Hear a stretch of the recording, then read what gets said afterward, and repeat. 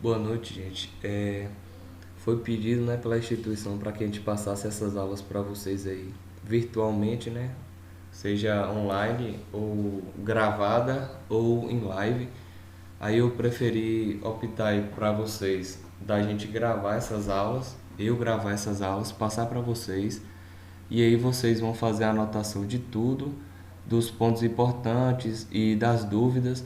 E aí a gente vai fazer uma live pelo programa Zoom, que eu recomendo que vocês façam a conta aí pelo site. Vocês colocam no Google aí, procuram o site e façam a conta, que vai funcionar da seguinte forma: vocês vão anotar, vão fazer os comentários, colocar as dúvidas, e aí na live a gente vai tirar essas dúvidas. Todo mundo vai ter sua vez de perguntar e aí eu vou responder a dúvida de cada um. Caso fique com dúvidas, né? Sempre alguém fica com dúvida ou tem algum comentário para fazer e a gente vai aproveitar as lives para isso. Eu vou começar passando o assunto aí, uma revisãozinha rápida da aula passada, né, que a gente viu em sala de aula, e aproveitar também para adiantar a aula que eu não pude ir, que eu me ausentei, e eu vou aproveitar para passar o conteúdo da aula 3 e da aula 4 nesse vídeo. E nas próximas aulas eu vou gravar também, vou disponibilizar o máximo de de aulas para vocês poderem estudar e ir adiantando o conteúdo, né? Para que não fique nada atrasado. Então vamos lá. A gente viu sobre as classes de agressividade ambiental, segundo a NBR 6118/2014, né? Nós vamos ter quatro tipos de classe de agressividade ambiental, né? A classe 1, classe 2, classe 3 e classe 4. E elas vão da agressividade desde a fraca até a muito forte, né? São classificadas aí em zona rural ou submersa, zona urbana, zona marinha ou industrial e a agressividade muito forte, que ela é representada pelos respingos da maré, né? Geralmente é encontrada em pontes e em construções que ficam bem próximas assim do litoral, do mar. O risco de deterioração da estrutura ele vai de significante, né, que é da classe 1, até elevado, que é da classe 4. Para que serve essa classe de agressividade ambiental? Ela vai determinar o nosso cobrimento nominal, que é aquela parte que vai, vamos dizer assim, guardar a parte de aço da estrutura, né? Para que ela não oxide e não sofra deterioração com o tempo. Aí a gente tem para cada classe de agressividade, a gente vai ter o elemento, né? O componente, o elemento, que é laje, viga, pilar, elementos estruturais com contato com o solo. A gente vai ter cada um deles um cobrimento nominal diferente. Às vezes pode até ser igual, assim, né? No caso dos elementos estruturais em contato com o solo e da viga e pilar aqui, né? Que da classe 2 até a 4 serão iguais. Mas a gente pode reparar o quê? Que em lajes ele vai ter um cobrimento na classe 1 de 20 milímetros, na classe 2 25 milímetros, na classe 3 35 milímetros, na classe 4 45. Sempre que a gente for calcular a estrutura, a gente vai precisar saber a classe de agressividade ambiental, de onde a estrutura está sendo feita.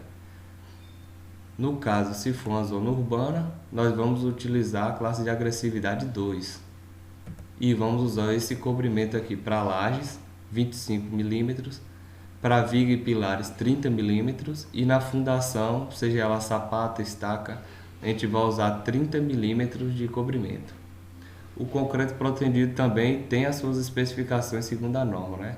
Mas pela matéria da gente de concreto armado, a gente só vai utilizar essa tabelinha aqui, só para o concreto armado. A gente pode encontrar essa tabela aí na página 20 da norma 6118, né, de 2014. A gente viu também que essa estrutura, para que ela tenha essa resistência aí contra a agressividade, ela vai precisar ter uma relação água-cimento determinada também pela norma. Essa água-cimento ela serve para quê? Essa relação. Essa relação será para deixar o concreto com menos água. Por quê? Quando acontece de utilizar muita água no concreto, ele vai perder a resistência. Então foi aquela anotação que a gente fez em sala de aula, né? Quanto menos água utilizar no concreto, maior será a sua resistência. E ao contrário, quanto mais água utilizar, menor será a sua resistência, porque corre o risco de ter alguma segregação, né? Lixiviação com o passar do tempo, e isso só vai prejudicar a nossa estrutura. Aqui tem uma tabelinha que eu coloquei aqui para vocês, né? Que ela é bem completa, tá melhor que a tabela do livro. Aí vocês vão dando uma olhadinha, a mesma coisa da aula passada. E aí nós vamos entrar no assunto dessa aula, continuando o assunto da nossa última aula presencial. A gente viu também sobre a altura útil da viga, né? Nós vimos o seguinte: aprendemos a fórmula de calcular a altura útil, e a altura útil vai ser representada pelo meu D. O que vai ter nessa altura útil aqui? Ela vai ser a altura total da minha viga, né, que é 50 centímetros. E aí eu vou subtrair dos 50 centímetros, né, que é a altura total, eu vou subtrair o cobrimento mais o estribo, que é a armadura de estribo aqui, e a metade da minha armadura longitudinal, que vai ser esse ferro que vai ficar na parte inferior da viga. Subtraindo isso com a minha altura total, eu vou achar o valor de 43,57 centímetros, que é a minha altura útil. Isso aqui foi feito em sala de aula, vocês anotaram. Só pegar o caderno aí e dar uma olhada. Então vamos lá. A gente vai entrar no assunto de hoje, nas ações. Nós vamos ter nessas ações 3 tipos de ações. São as ações permanentes, as ações variáveis e as ações excepcionais. Dentro das ações permanentes e variáveis, nós vamos ter ações diretas e indiretas. Nas permanentes, quais serão essas ações permanentes e diretas na estrutura?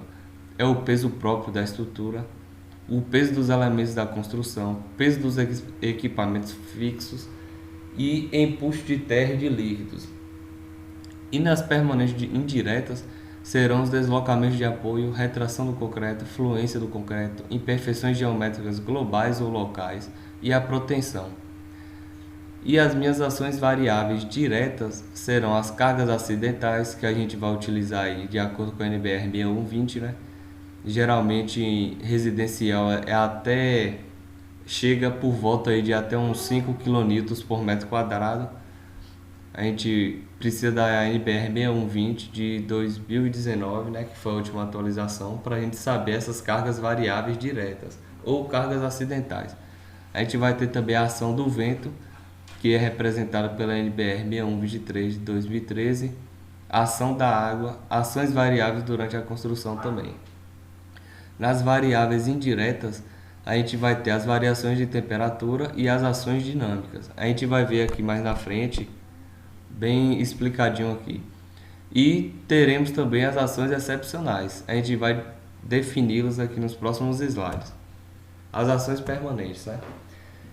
De acordo com o NBR 6118 de 2014, ocorrem com valores praticamente constantes, né? Ela vai ter esse valor aí sem mudar muito. Ela pode mudar assim, ter uma variação bem pequenininha, mas são praticamente constantes esses valores. Ela vai ocorrer em toda a vida útil da estrutura. E existem 2 tipos de ações permanentes, né, que são as diretas e as indiretas. As ações diretas é constituída pelo peso próprio da estrutura, o peso dos elementos fixos e de empuxos permanentes. E as ações indiretas, que são a retração do concreto, né, que é um encurtamento, que pode ser dado também pela cura, como a gente viu em sala de aula. Se não fizer a cura certinha do concreto, ele vai dar uma retração excessiva e aí vai ocorrer aquelas fissuras, ele vai encurtar, né? Mas o concreto ele sempre vai ter um encurtamento de 3 milímetros a cada metro. Geralmente isso pro concreto. E o aço ele vai ter o alongamento de 10 milímetros a cada metro. Sim, nas ações indiretas também a gente vai ter a fluência do concreto, que são as deformações lentas, deslocamentos de apoio, imperfeições geométricas locais ou gerais e proteções também. E nós vamos ter as ações variáveis, né? De acordo com o NBR 6118/2014 também, o item 11.4.1, nós vamos ter as ações diretas, que são as cargas acidentais previstas para o uso da construção pela ação do vento e da água, por exemplo. Normalmente elas são o quê? Cargas verticais de uso de construção, cargas móveis, considerando impacto vertical, impacto lateral, que são as ações do vento, né? Força longitudinal de frenação ou aceleração e a força centrífuga. As ações variáveis indiretas são causadas por variações uniformes e não uniformes da temperatura e ações dinâmicas. A gente pode ver aí no item 11.4.2 da norma NBR 6118/2014 e o item 11.4.2.3. Se todo mundo tiver com a norma aí, vocês abram o PDF e aí vocês podem ir lá no item da norma, o 11.4.2.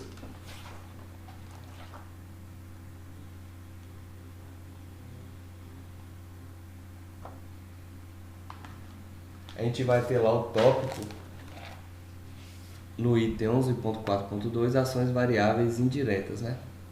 Vai ter uma definição aí, vocês podem abrir e olhar. E no item 11.4.2.2 são as variações não uniformes de temperatura. E no item 11.4.2.3, ações dinâmicas. O que são essas ações dinâmicas, né? Quando a estrutura, pelas suas condições de uso, está sujeita a choques ou vibrações. Os respectivos efeitos devem ser considerados na determinação das solicitações e a possibilidade de fadiga deve ser considerada no dimensionamento dos elementos estruturais de acordo com a seção. Certo? Eu recomendo que vocês procurem a norma aí, a NBR 6118. Eu passei para vocês aí no grupo do WhatsApp, vocês olham e abram aí na página 63 e 62, que vocês vão dar uma olhada aí nesses itens. E nós vamos ter, por fim, as ações excepcionais. O que são essas ações excepcionais? São aquelas que não podem ser controladas. Elas vão possuir o quê? Curta duração e raramente vão acontecer. É o caso de tsunamis, terremotos e furacões, né? A gente pode ver as ações excepcionais no item 11.5 da norma. Tudo isso aqui que está estabelecido aqui no slide é tirado da NBR 6118 e do livro de vocês que está disponível lá no portal, né? Estrutura de concreto armado 1. Aí então, gente, a gente vai fazer uma anotaçãozinha aí agora. As nossas OPIs, né? Coloquem aí, OPI X. Não lembro qual foi que a gente parou em sala de aula, mas vocês coloquem aí. É obrigatório o uso da ação do vento e os esforços correspondentes dele. Utilizar a NBR 6123. Sempre que for feito o cálculo das estruturas, a gente tem que sempre considerar a ação do vento. Sempre tem que considerar a ação do vento. Não pode descartar a ação do vento, certo? Seguindo então.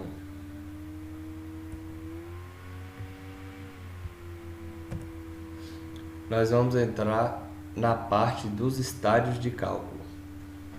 O que são esses estádios, né? Eles vão ser 3 tipos de estádios que vão ocorrer na nossa peça de concreto armado. Existem 3 tipos de estádios.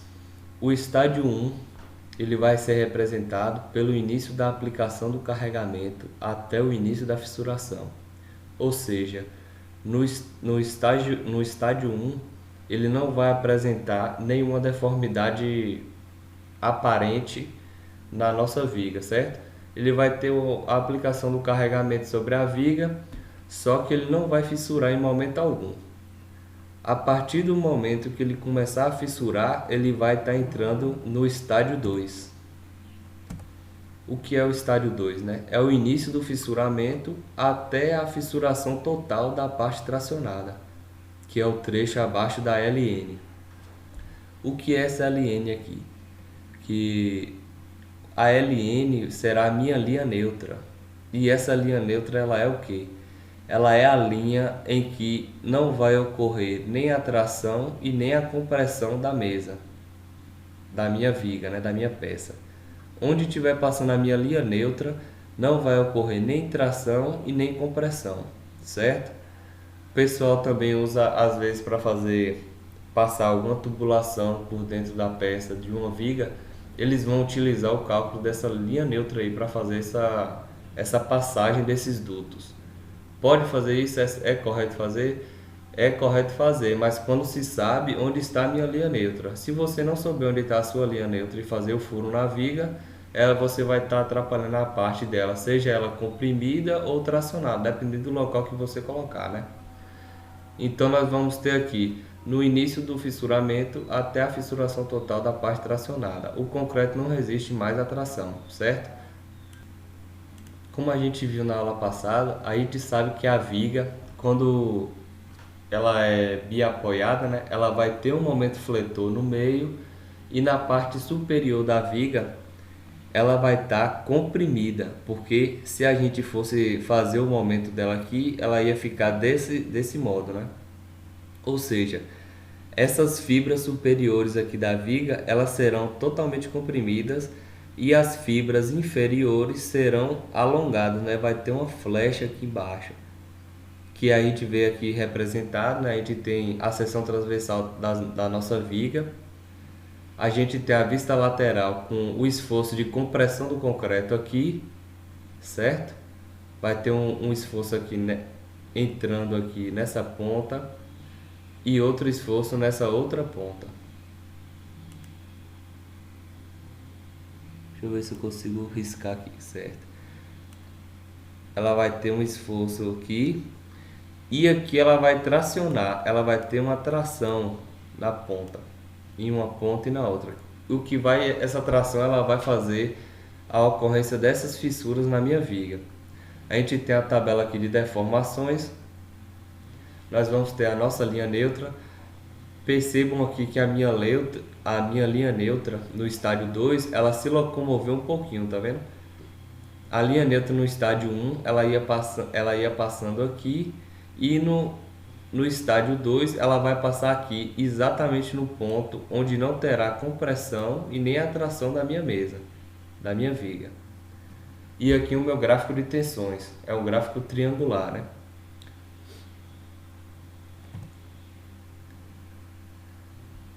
A gente tem agora o estágio 3. O estágio 3 é quando a região mais comprimida da viga está plastificada, ou seja, no estado limite último. Outra coisa que eu esqueci de citar, no meu estágio 2, ele vai ser utilizado para a verificação do estado limite de serviço. As armaduras podem atingir o escoamento, certo? Esse estágio 2 aqui eu vou utilizar para fazer a minha verificação de serviço. Sempre para fazer a verificação de serviço do estado limite de serviço, eu vou utilizar o estágio 2, sempre o estágio 2.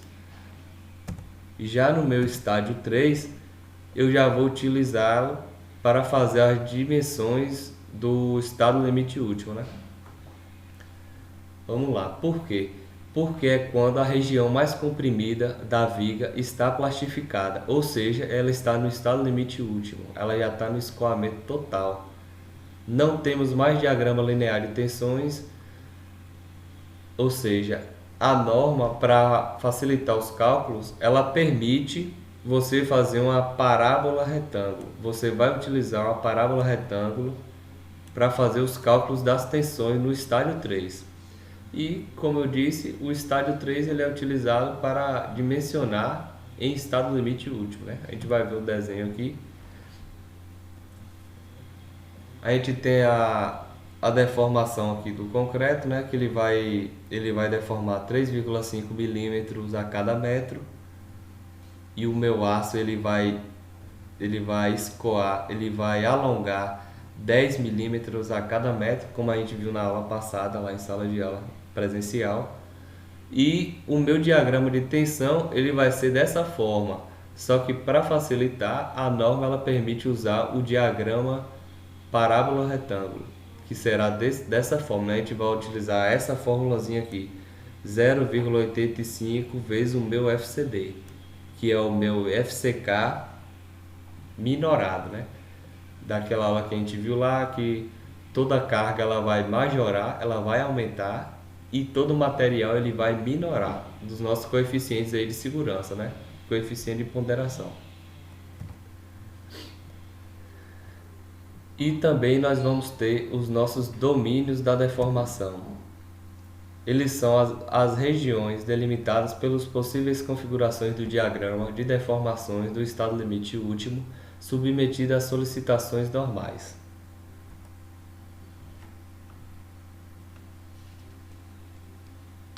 Existem 5 tipos de domínio.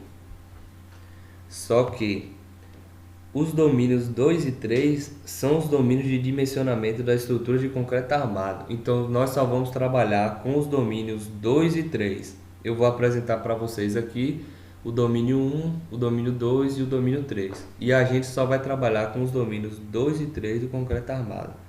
Por quê? Porque neles há o melhor aproveitamento dos materiais, que são o aço e o concreto, e a estrutura emite avisos, né, que são as fissuras e as deformações antes da ruína, que é a definição que eu passei para vocês em sala de aula, né? Nós vamos ter o estado limite último e o estado limite de serviço. Ela vai sempre apresentar, se a gente trabalhar com os domínios 2 e 3, ela vai sempre apresentar o aviso antes da estrutura entrar em colapso ou na ruína. Por isso que a gente vai trabalhar sempre com esses dois domínios. Aí vocês anotem isso aí, que é um ponto muito importante, certo? Apenas 2 domínios são mais utilizados para o concreto armado. Aí nós temos aqui os 5 domínios, eles vão funcionar dessa forma.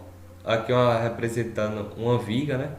Com armadura superior, armadura inferior. Nós temos aqui o domínio 1, ele não vai sofrer muita alteração. Aí nós vamos ter o domínio 2 e o domínio 3, que vocês podem reparar que ele vai estar dentro do desenho da viga, certo? Aí nós vamos ter o domínio 4, que ele vai ser dividido em 4 e 4A, e o domínio 5, que vai ser fora dessa deformação aqui da viga. No domínio 1, quando vai ocorrer o domínio 1? A tração não será uniforme e não terá compressão, certo?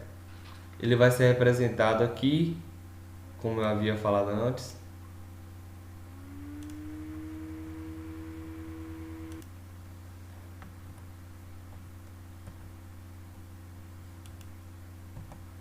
No meu domínio 2, ela terá uma flexão simples ou composta sem a ruptura à compressão do concreto. Ela terá o alongamento máximo do aço, que é de 10 mm por metro, e o encurtamento do concreto ele será de 0 a 3 mm por metro, que foi o gráfico que a gente viu de deformações, né?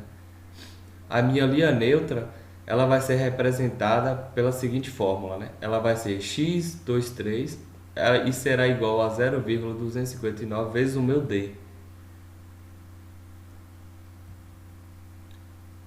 E o nosso desenho esquemático é esse aqui, né? Que está até no livro de vocês. A gente vai ter o domínio 2 passando aqui. Ela vai ter uma deformação do aço, um alongamento de 10 mm por metro. E o encurtamento do concreto ela vai ter de no máximo 3,5 milímetros por metro. Ela pode variar entre 0 até 3,5 milímetros. E a gente vai ter a nossa altura útil, né, naquela viga ali, como eu coloquei na revisão que a gente viu. a minha fórmula ela será x23 é igual a 0,259 vezes a minha altura útil. Isso para o domínio 2. Sempre no domínio 2, para a gente achar a nossa linha neutra, a gente vai utilizar essa fórmula.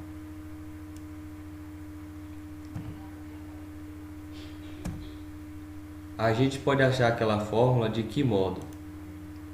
A gente vai sempre achar aquela fórmula pela semelhança de triângulos. Como é feita essa semelhança de triângulos? No livro de vocês lá tem representando bem, certo? Vai ser representado por essas fórmulas, que vai ser o meu xd, né? O x sobre d, que é aquela distância x sobre a altura útil, o alongamento do concreto, o encurtamento do concreto, desculpe, aqui em cima, e o alongamento do aço embaixo. E de novo o encurtamento do concreto. A gente vai fazer a fórmula aqui e tal, e aí vai achar esse valor no final. O meu D, que vai ser dado sempre de acordo com a viga que a gente vai utilizar, e o 0,259, que foi feito pela semelhança de triângulos do encurtamento do concreto e do alongamento do aço. Sempre a gente vai utilizar essa fórmula. No nosso domínio 3, ele terá uma flexão simples ou composta com ruptura à compressão do concreto e com escoamento do aço. Ou seja, o meu concreto ele não vai mais suportar a carga de compressão, ele já vai romper. Dimensionamento do concreto armado com total aproveitamento. Nesse domínio 3 aqui, sempre que for utilizado, você vai obter um aproveitamento total. Por quê? Porque ele vai ter a compressão do concreto, a ruptura, a compressão do concreto, e ele vai ter também o escoamento do aço, né? Ele vai estar trabalhando as duas formas completamente. Ele vai levar a estrutura no estado limite último. O meu LN 34, né, que é do domínio 3 para o domínio 4, ele vai ser igual a 0,628 vezes a altura útil. Essa fórmula aqui eu vou achar da mesma forma da semelhança dos triângulos que a gente viu na fórmula passada. Do mesmo jeito, do mesmo esquema. Aqui a gente tem o desenho, né, esquematizado do meu domínio 3 na viga. Ele vai pegar até essa faixa aqui na minha viga. Sempre os avisos vão vir por aqui, né?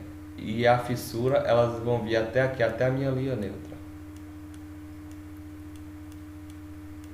E o meu encurtamento do concreto, né? Ele vai vir até a linha neutra também, até aqui.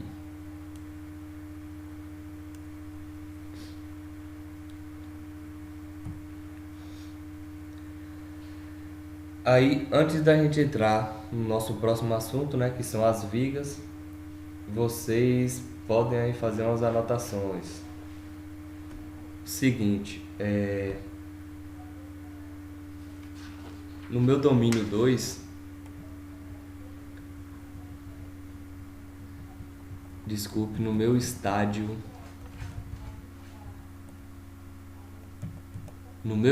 2, vocês anotem aí.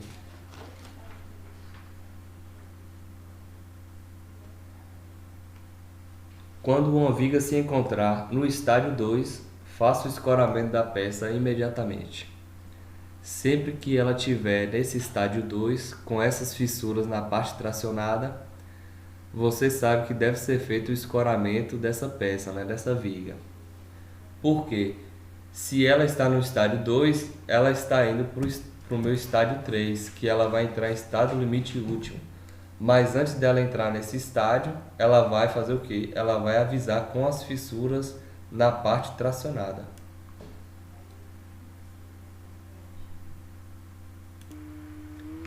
Antes de entrar na parte de vigas também, aí vocês fazem essas anotações aí, né? Outra OPI. Essa OPI é sobre os cuidados para garantir a durabilidade da estrutura. Nós vamos ter quantos passos? 5 passos para garantir nossa durabilidade da estrutura, né? Aí vocês anotem aí. Passo 1. Identificar a região que será feita a estrutura, definindo a classe de agressividade ambiental. Sempre nós temos que saber a nossa classe de agressividade ambiental, certo? É o nosso primeiro passo para fazer a estrutura. O meu passo 2 é o fator água-cimento, de acordo com a classe de agressividade ambiental. Meu passo 3, garantir o cobrimento mínimo da armadura de acordo com a classe de agressividade ambiental. Como a gente tem certeza de que vai garantir esse cobrimento mínimo? Deve ser feito o quê? A gente, no desenho aqui da viga, vou utilizar esse desenho dessa viga aqui. Vocês vão sempre utilizar um espaçador para poder garantir esse cobrimento mínimo, que também é muito conhecido como cocada. Vamos supor, aqui é o cobrimento da minha viga, né? Vamos dizer que esse cobrimento aqui ele vai ter 3 centímetros. Como é que eu vou garantir esse cobrimento? Eu vou pegar o meu espaçador e vou colocar ele aqui dentro, passar ele por dentro do meu ferro, né? Ele vai ter um encaixezinho lá para você colocar no ferro, e ele vai ter a seguinte forma, ele vai ser mais ou menos assim, ó.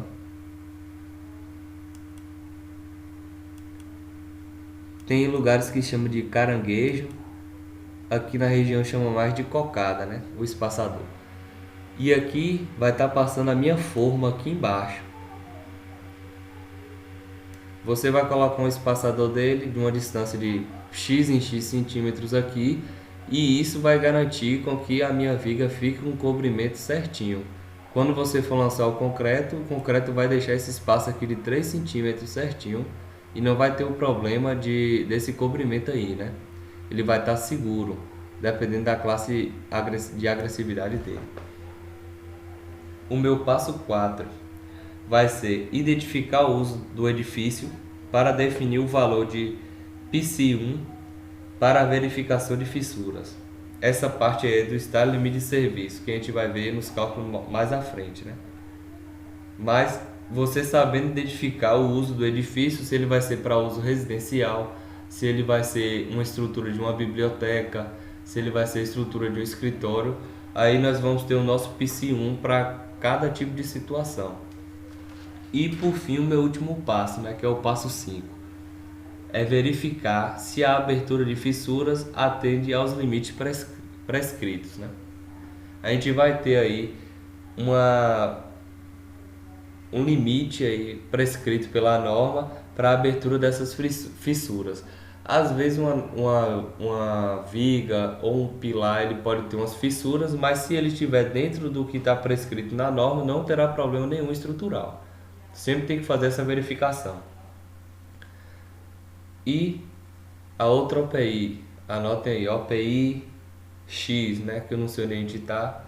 Vocês colocam aí que o LN tracinho tensão 0, para vocês saberem aí que sempre no meu LN a minha tensão será igual a zero, né?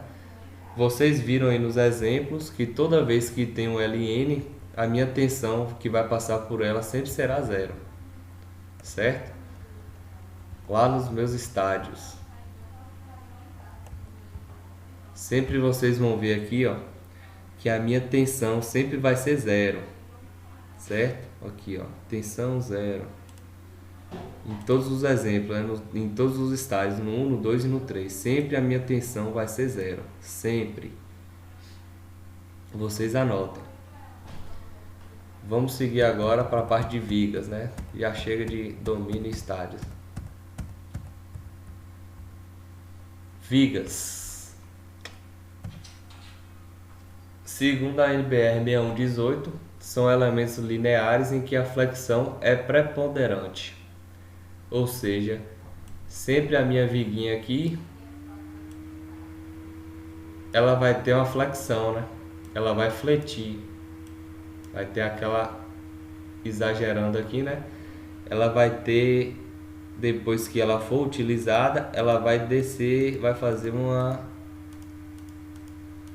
ela vai fletir, dá uma flechazinha, esquematizando aqui, exagerando, né? Não quer dizer que ela vai dar isso tudo, mas a flexão dela é preponderante, sempre ela vai fletir. O comprimento longitudinal tem que ser 3 vezes maior que a seção transversal. Outra coisa que às vezes pode se confundir, né, é vocês saberem isso aqui, né? A parte longitudinal e a parte da seção transversal. Às vezes pode se confundir. Vamos ver aqui. Essa aqui é a minha parte transversal. Então, a minha parte longitudinal é a viga dessa forma. E a minha parte da seção transversal é a viga desta forma. Então, o comprimento longitudinal tem que ser 3 vezes maior que a seção transversal, certo? Sempre a minha viga ela vai ter que ser 3 vezes maior do que a minha seção transversal. O estribo, por exemplo, ele vai ser o meu estribo, ele vai ser a minha armadura transversal. Então, sempre que a gente disser nos exemplos aqui, armadura transversal, vocês sabem que é o estribo. E ele vai ser representado pelaquela letrinha Φ, T. O Φt é o Φ transversal, né? Que é a minha armadura transversal. E o Φl, ele vai ser representado a minha armadura longitudinal, que é a armadura de flexão, e a armadura construtiva aqui em cima, né? Na maioria das vezes construtiva ou de flexão. Φt e Φl. Φt sempre vai ser para a armadura transversal, que são os estribos, e o Φl sempre vai ser para a armadura longitudinal. Isso tudo é definido pela NBR 6118/2014, né? E vocês podem abrir aí no item 14.4.1.1 e no item 14.4.1. Geralmente ela vai ter a espessura de parede, a minha viga, sempre ela vai estar escondida na parede, acima da parede, né? Sempre a gente vai optar, dependendo do projeto arquitetônico, a gente vai utilizar a viga com a mesma espessura da parede. Se a gente tiver uma parede de 15 centímetros, a gente vai optar por utilizar uma viga de 15 centímetros. E a minha espessura da viga, ela vai ser representada por BW. No meu esquema aqui que eu desenhei na viga, o BW ele será representado aqui embaixo. BW. A gente já viu isso na aula passada também, na parte de altura útil, né? A norma aconselha uma espessura mínima de 12 centímetros, podendo chegar até 10 centímetros em casos excepcionais. Então, a nossa espessura mínima ela tem que ser de 12 centímetros e em casos especiais até 10 centímetros, né? Eu aconselho sempre usar os 12 centímetros que a norma recomenda, né? Sem fazer a utilização desses 10 centímetros. E a minha altura H da viga, ela vai depender do vão. A gente vai fazer como para anotar essa altura dessa viga? Vocês vão anotar aí, OPI, número X. A viga terá 1/12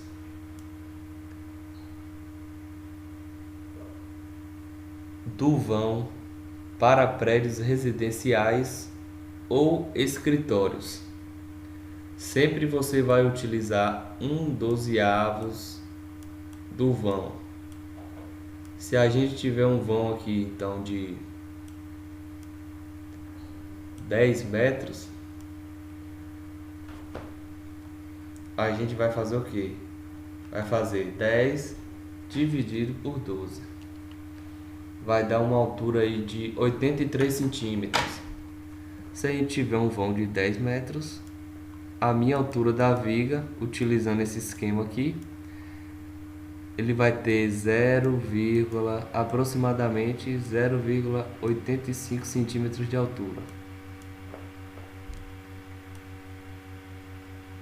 Ou você pode utilizar também com uma margem de segurança aí menor, né?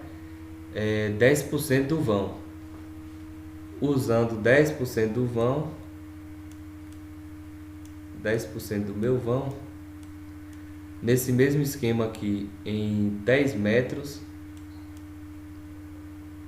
eu vou ter uma viga de quanto de altura? 10% de 10 metros é 1 metro. Minha viga vai ter 1 metro de altura. Isso aqui é um 1, viu? Não tá dando para escrever direito aqui não, mas vocês estão entendendo aí. Então, temos esses dois tipos de direção aí para seguir, para a gente achar a nossa altura da viga. A gente pode utilizar um 12avos para residências ou escritórios, e a gente pode utilizar 10% em outros casos, né? Até uns 10% assim dá para você ter um pré-dimensionamento aí da altura da sua viga. Nós temos aqui um exemplo aqui utilizado pelo software Beric, né? Quando você faz o dimensionamento da viga, ela vai ser detalhada, ela vai sair da seguinte forma. A minha viga aqui, ela vai ter a minha armadura longitudinal, que ela vai ser representada aqui por 2 ferros de 8 milímetros com comprimento de 865 centímetros. Ele vai ser encaixado aqui, ó, na camada superior. E eu vou ter 2 ferros de 8 milímetros com o comprimento de 829 centímetros. E ele vai ficar na minha camada inferior, que é a minha camada tracionada, né? A viga ela vai ter seções aqui de 15 por 30, certo? Os estribos aqui, que é a minha armadura transversal, ele terá essa forma, vai ser o ferro de 5 milímetros, e as dimensões dele vai ser de 9 por 24. Por que vai ser de 9 por 24? Se a minha armadura aqui, a minha viga tem 15 centímetros, a gente tem que lembrar lá da parte do cobrimento, né? No caso aqui eu estou utilizando o cobrimento de 20 milímetros. Não, desculpe. Vai estar utilizando um cobrimento de 3 milímetros, né? Que 15 menos 6, 9. Por isso que o meu estribo aqui ele vai ter 9 centímetros. Porque 15 menos 9 vai dar 6, que são o 3 milímetros de um lado, 30 milímetros de um lado, do lado esquerdo, e 30 milímetros do lado direito. A mesma coisa aqui na altura da viga, né? Ela vai ter 30 centímetros. E aí a gente vai tirar 3 da parte superior e 3 da parte inferior. 6, 30 menos 6, 24. Certo? A minha armadura longitudinal e a minha armadura transversal, que é essa parte aqui. Vai ser o meu φt. E aqui em cima o meu φl, de longitudinal. A gente vai ter outros exemplos aqui. Um exemplo em planta, né? A gente vai ter os pilares, as pontas, e em cima da parede a gente vai ter as nossas vigas. Ou abaixo, né? Se for uma viga baldrame. Certo? Aqui vocês têm essa figura aqui no livro de vocês. Esse detalhamento dessa viga aqui é de um projeto meu. E essa figura aqui está no livro de vocês, elaborado pela autora. A gente tem outro esquema aqui na prática. Vai funcionar dessa forma, né? Viga, são essas peças. As lajes, que estão aqui acima das vigas. E os pilares, que vai estar abaixo das vigas e da laje. Sempre vai descarregar dessa forma, né? Laje na viga, viga no pilar, pilar na fundação, fundação no solo. A gente tem um corte aqui de uma viga, bem detalhado aqui. A gente vai ter na nossa viga um nosso BW, né, que é a largura da nossa viga, o H, que vai ser representado, a altura que será representada pelo H, a armadura longitudinal principal, que é a que vai estar utilizando para a flexão, e a armadura longitudinal construtiva. O que é essa armadura longitudinal construtiva? A minha viga pode ser que a parte de cima, na minha linha neutra aqui, né? Essa parte aqui de cima, ela vai ser somente comprimida. Então, o concreto ele vai resistir bem a esse esforço aqui de compressão, né? Porque o concreto, como a gente já viu, ele tem muita resistência à compressão. E o aço, ele vai ter muita resistência à tração. Por isso que essa parte de baixo aqui, como ela vai ser mais tracionada na minha viga, o concreto não vai conseguir resistir. Por isso que vai acontecer aquelas fissuras. Aquela fissura quer dizer o quê? Que o meu concreto não está conseguindo conter a flexão da viga, né, a flecha, e aí a minha armadura está sendo trabalhada, né, que ela vai conseguir conter essa flexão.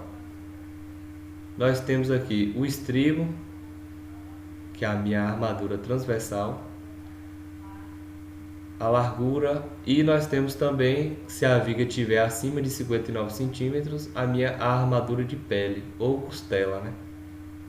Vai utilizar esse ferro aqui no meio da viga, mais ou menos, da altura da viga. Para a gente saber o espaçamento correto do ferro do aço que será usado na viga, a gente tem que seguir a tabela da norma, né? Da 6118/2014. Na nossa página 146, a gente vai perceber aí, na tabela 2.1, a gente vai ter a tabela de espaçamento mínimo na direção horizontal. Ela tem que ser o quê? Ela tem que ser maior ou igual a 20 milímetros, o espaçamento, né? O espaçamento tem que ser maior ou igual ao diâmetro da barra e tem que ser maior ou igual 1,2 vezes a dimensão máxima característica do agregado graúdo, que é a minha brita. Nós temos a fórmula do espaçamento horizontal, que vai ser representado por essa fórmula, né? AH, que é o espaçamento horizontal, ele vai ser igual a BW, né? Que é a base da minha viga, a largura, menos 2 vezes o comprimento, mais 2 vezes o meu φT, que é a minha armadura transversal, né, o meu estribo, mais o número de barras vezes o meu φL, que é a bitola do ferro longitudinal, dividido pelo número de barras menos 1. O BW tem tudo especificado aqui no slide. É a base da viga, o C o cobrimento, o φT é a bitola da armadura transversal e o φL é a bitola da armadura longitudinal. E esse N barras aqui é o número de barras. Nós vamos ter também o espaçamento vertical, que é definido na norma também 6118/2014, na página 147. Ela tem que ser maior ou igual 20 milímetros ou 2 centímetros. Ela tem que ser maior ou igual ao diâmetro da barra e ela tem que ser maior ou igual 0,5 vezes a dimensão máxima característica do agregado graúdo, que é a minha brita. Como a gente vai saber o tamanho da brita? Se for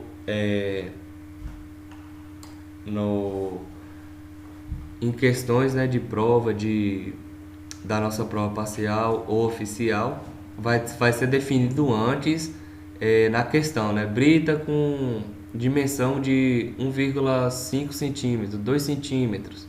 E aí vocês vão fazer o cálculo. Mas tem a tabela também, né? Das nossas britas. Brita 0, brita 1, brita 2, brita 3. Eu posso colocar lá na questão, colocar tipo assim, será utilizado brita 1 para fazer o concreto. Aí vocês vão pegar a tabelinha e vão procurar a dimensão dessa brita 1. E assim por diante. Nós temos aqui o esquema, né, do meu espaçamento horizontal. Ele vai ser representado aqui entre o espaço de uma viga e outra, né? Esse espacinho aqui, ó. entre uma viga e outra, entre uma barra e outra. E no meu espaçamento vertical, ele vai ser esse espacinho aqui na altura de entre uma barra e outra. Isso aqui é coisa fácil. A gente vai ter um exemplo aqui para esclarecer melhor.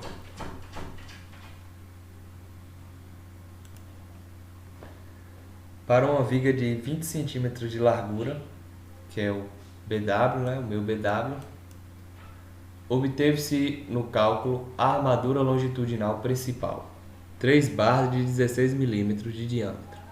Sabe-se que o comprimento das armaduras, que é representado pela letra C, é de 3,5 centímetros. Os estribos FIT são de 6,3 milímetros de diâmetro e a brita tem diâmetro de 2 centímetros, foi o que eu disse. Aqui está especificado na questão, né? É possível colocar as 3 barras de 16 milímetros em apenas uma camada? É uma pergunta e você vai fazer a verificação desse espaçamento para ver se vai conseguir fazer. Nós vamos utilizar então nossa fórmula, né, do espaçamento horizontal, que a gente quer saber a primeira camada da viga, ou seja, a gente vai fazer o desenho da viga, bem bonitinho o desenho. A gente vai colocar as 3 barras aqui embaixo, né, de 16 milímetros. E aí a gente quer saber se o espaçamento horizontal vai dar para colocar essas 3 barras de 1,6 centímetros, né, que é a barra de 16 milímetros. A gente tem que saber aqui esse espaço, se dá para colocar as 3 barras. Então a gente vai fazer o que? A gente já tem o BW, a gente já tem a armadura transversal, né, que é de 6,3 milímetros. A gente tem um ferro aqui embaixo, que é o de 16 milímetros.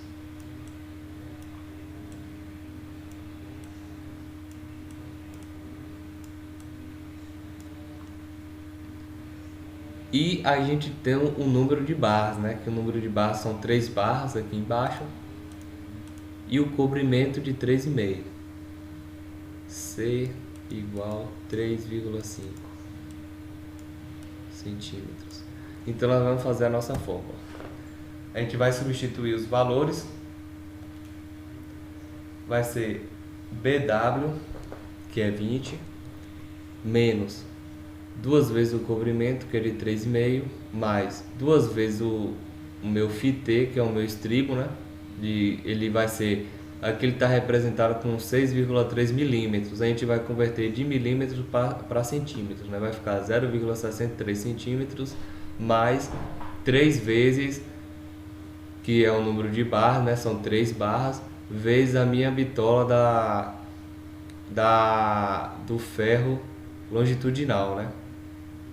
Da minha barra longitudinal, que é 1,6, que é 16 milímetros, só que convertido ele vai ficar 1,6 centímetros, dividido pelo meu número de barras menos 1. Aí a gente fazendo essa continha aqui de dentro, ela vai dar 13,06 e vai ser o meu BW menos 13,06 dividido por 2, que aí a gente vai ter um total de 3,47 centímetros de espaçamento.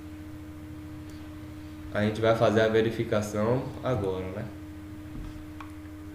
O espaçamento horizontal mínimo que a norma permite, ela vai ter que ser maior ou igual a 2 centímetros, deu maior que 2 centímetros, tá certo? Então 3,47 centímetros tem que ser maior ou igual que o diâmetro da barra, né, que é 1,6 centímetros, então tá certo também. E ele tem que ser 1,2 vezes a minha brita, né, o diâmetro máximo da minha brita, que é de 2 centímetros. 1,2 vezes 2 vai dar 2,4. 3,47 é maior do que 2,4, então tá certo também. Então é possível colocar as 3 barras de 16 milímetros na primeira camada, porque o espaçamento horizontal atende os requisitos da norma. Só isso vocês vão precisar fazer. Coisa fácil. Nós vamos ter também a taxa de armadura longitudinal mínima. Sempre que a gente for fazer o dimensionamento da viga, para a gente saber se ela está na taxa de armadura longitudinal mínima, a gente vai fazer uma formulazinha aqui para achar essa área, essa taxa de armadura, certo? A gente vai ver aí na NBR 6118/2014, né, no item 17.3.5.2. Ele vai dizer o seguinte, que a minha taxa de armadura longitudinal mínima é igual a ρ mínimo vezes a área do concreto. Esse AS mínimo é a armadura longitudinal mínima e o meu AC ele vai ser a área de concreto na seção transversal. Lembrando lá do que eu fiz, né? Seção transversal é aquele corte dentro da viga e aí ele vai ser a minha área, que é essa área do concreto, né? Que é a altura. E aqui embaixo eu vou ter o meu BW, que é a base da minha viga. BW. Então a minha fórmula da área do concreto aqui, ele vai ser BW vezes o H, que é a altura. Só isso. E para você consultar a tabelinha para saber fazer essa fórmula aqui, para fazer essa fórmula, você vai depender do FCK do concreto. A gente vai ver a tabela aqui agora. Para cada concreto vai ter um valorzinho aqui diferente. Só no início aqui que vai ser igual, né? De 20 MPa, 25 MPa e 30 MPa. Vão ser os três com 0,15%. Isso para a forma da seção retangular, da minha viga retangular, certo? Vamos ver aqui um exemplo para ficar mais claro. Qual será a armadura longitudinal mínima para uma viga de seção 30 por 60 e FCK de 30 MPa? A gente vai fazer o que? A gente vai vir consultar a tabelinha da gente, a gente vai procurar aqui 30 MPa, a gente vai ver que a taxa mínima de flexão, isso do aço CA50, né? A gente vai trabalhar sempre com aço CA50. Ela vai ser de 30 MPa, ela vai ter 0,15%. Aqui o número dado em porcentagem. Aí nós vamos aplicar nossa fórmula. A taxa de armadura mínima é igual a 0,15%, né, que é dos 30 MPa, vezes a área de concreto da minha viga, que é a da seção transversal, que vai ser a base de 30 vezes 60 de altura. Aí a gente vai fazer essa multiplicação aqui e vai dar no final 2,7 centímetros quadrados. Ela vai dar em centímetros quadrados, né? Porque centímetro vezes centímetro é igual a centímetros quadrados.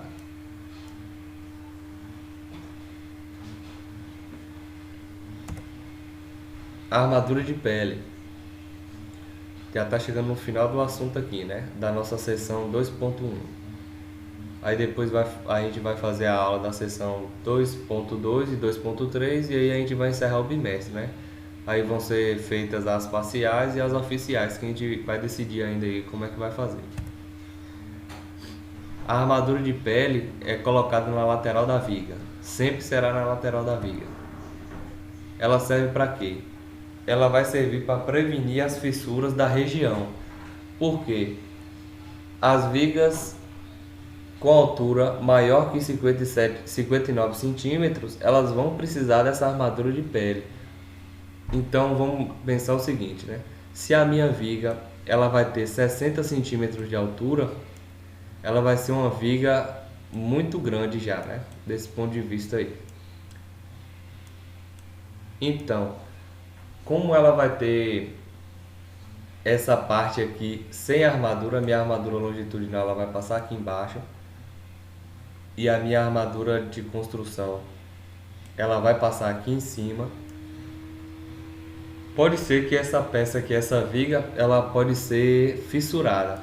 Então a gente vai utilizar, ela vai fissurar dessa forma, entendeu? Então a gente vai utilizar para prevenir as fissuras na região.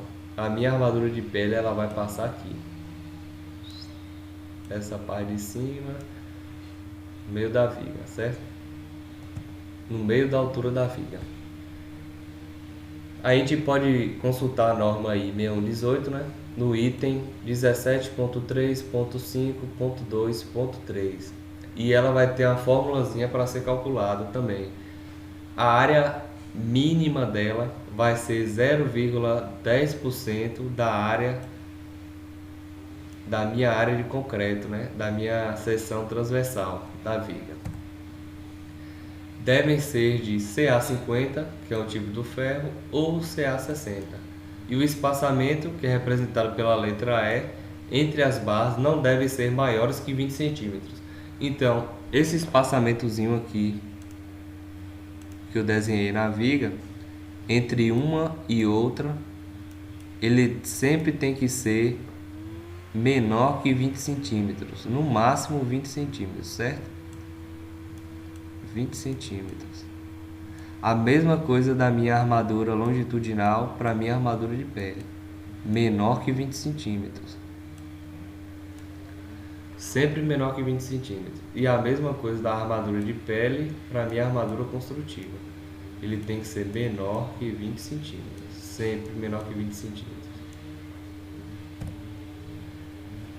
Ela vai ser dada por essa fórmula que quer dizer aqui, né? Armadura de pele. Esse pezinho aqui é a minha armadura de pele mínima. Ela tem que ser igual a 0,10% vezes BW vezes H, que é o meu AC, né? Isso aqui é o meu AC.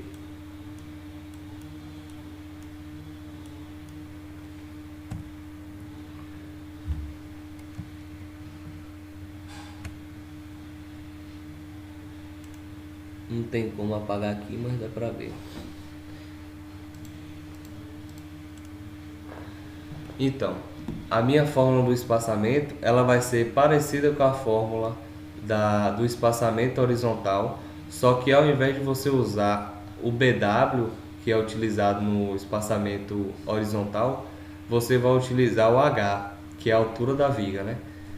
Fora isso é a mesma coisa, H menos 2 vezes o cobrimento, mais 2 vezes o meu φT, que é a armadura transversal, mais o número de barras, vezes o meu φL, que é a armadura longitudinal, dividido pelo número de barras menos 1. A gente vai fazer um exemplo aqui para demonstrar melhor.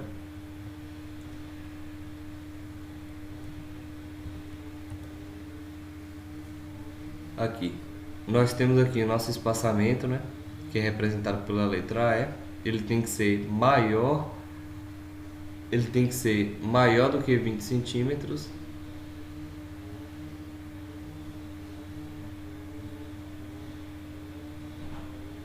A gente tem aqui a armadura inferior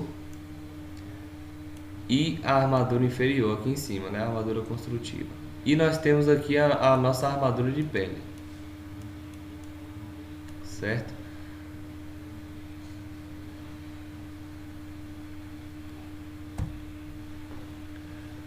Outra coisa também que a gente tem que observar: sempre que a gente fizer a nossa armadura mínima, ou que ele der uma armadura na questão, a gente vai consultar essa tabelinha aqui para facilitar a procura aí de quantas barras a gente vai utilizar. Um exemplo que a gente vai utilizar, vamos dizer que tem que utilizar a armadura de 2,10 centímetros quadrados. Aí você vai vir aqui, isso aqui representa o número de barras, né? Uma barra, 2 barras, 3 barras, 4, 5 e assim sucessivamente. Aí nós vamos ter aqui a bitola do ferro, né? Nós vamos utilizar aqui o ferro de 10 milímetros. Se eu quiser uma área com 2,10 centímetros quadrados, eu vou utilizar quantos ferros de 10 milímetros? Eu vou utilizar 3 ferros de 10 milímetros, porque ele vai ter aqui 2,40 centímetros quadrados. certo? A mesma coisa para os outros valores. Sempre você vai utilizar essa tabelinha aqui para você procurar mais rápido, não precisar fazer aquela forma da área, né, da circunferência, para você saber quanto que vai ser quantas barras vocês vão utilizar. Eu vou disponibilizar essa tabela aqui para vocês e vocês, para facilitar aí na hora de fazer o cálculo, para achar a área de aço aí das barras, né? Não ficar tanto procurando.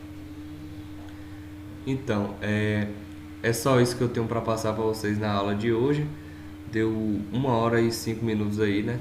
Que é mais ou menos o tempo que a gente demora em sala de aula. Lá na sala de aula demora mais um pouquinho porque tem que ficar escrevendo no quadro e apagando e tal.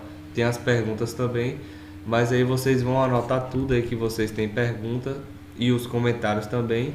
Se tem alguma coisa que precisa ser melhorado ou se fazer de um jeito diferente, né? Vocês vão decidir. Vocês vão anotar e a gente vai marcar a nossa reunião e vai discutir isso aí, pra gente saber o que deve ser feito, melhorado e tal, se tá bom assim, tirar as dúvidas de quem tem dúvida. E eu também vou passar uma resolução de alguns problemas aí para vocês resolverem, para não ficar preso ali no livro, né? Só lendo ou senão aqui no slide. A gente tem no livro aqui o exemplo também da armadura de pele, né? Eu vou abrir o livro aqui para vocês para a gente acompanhar o exercício aqui e entender um pouquinho melhor.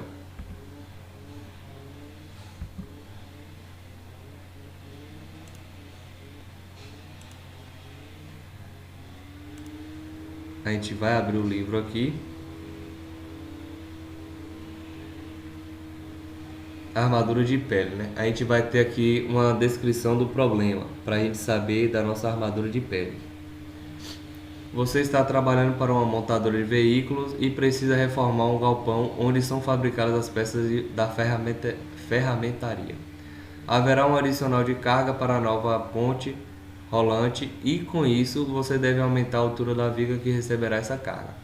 Após os cálculos, você obteve uma seção da viga 30 por 70 armada com 3 barras de 20 mm na face inferior, 3 barras de 8 mm na face superior, estribos de 6,3 mm e cobrimento das armaduras de 3,5.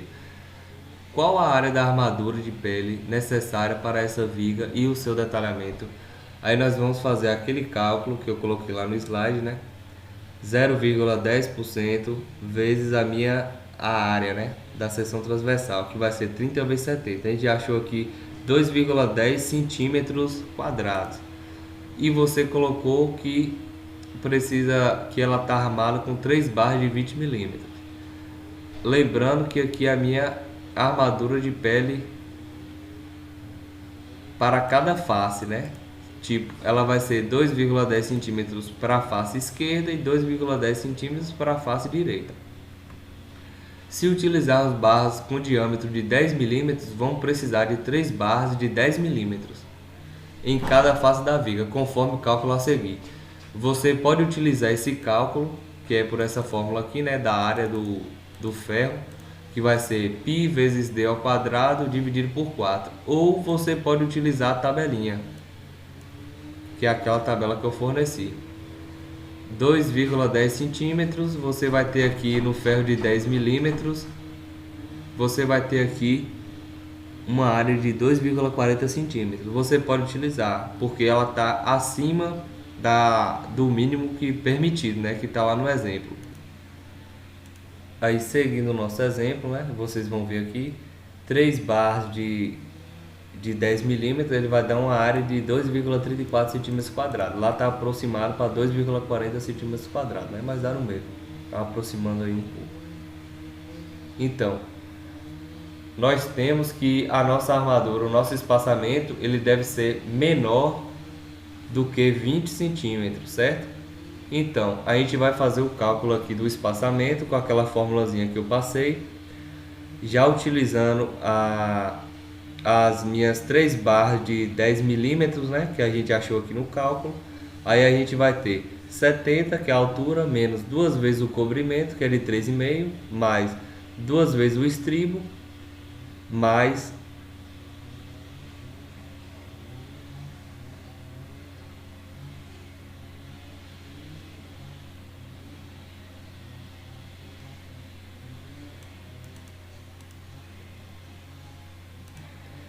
Então, aí a gente vai utilizar N barras vezes o ferro longitudinal. A gente vai utilizar todos os ferros longitudinais que a gente vai ter no esquema aqui do desenho, certo? A gente vai ter 1 vezes 2, que é 20 milímetros, né? Que é esse ferro aqui da camada de 20 milímetros, que dá 2 centímetros. 1 vezes 0,8, que é esse ferro aqui de cima, né? A gente só está pegando uma face, certo? Por isso que está multiplicando por 1. 1 vezes 0,8, que é a bitola do meu ferro aqui construtivo aqui de cima. E 3 vezes 1, porque serão os meus 3 ferros da armadura de pele, né? 1, 2, 3. E todos têm 10 milímetros, que dá igual a 1 centímetro. Aí a gente vai pegar isso tudo, que dá ao todo 5 ferros, né? A gente vai contar aqui na lateral. 1, 2, 3, 4, 5 ferros. Menos 1, que vai dar igual a 4.